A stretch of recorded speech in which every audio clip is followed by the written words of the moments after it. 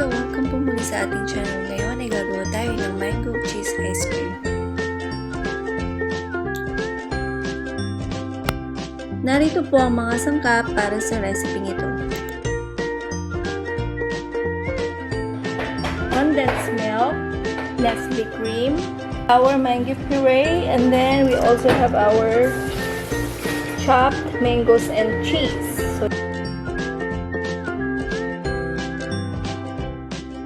Make sure na na-chill na yung inyong nestle cream for about 2 hours bago nyo simula ng paggawa ng inyong ice cream.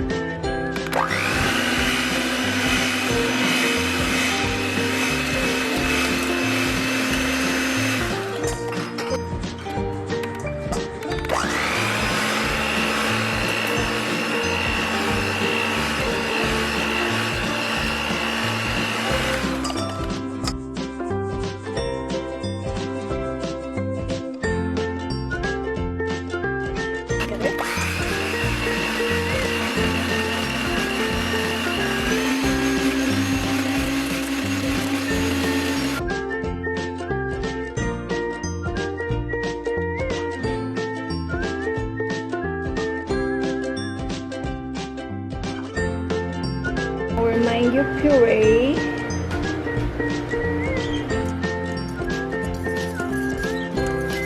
Mix it all together until well combined.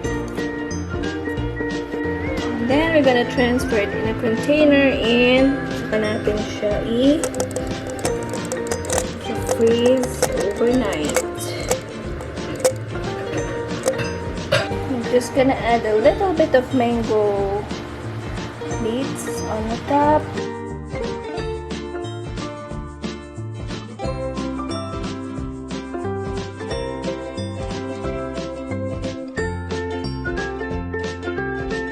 Freeze for 6 to 8 hours or overnight.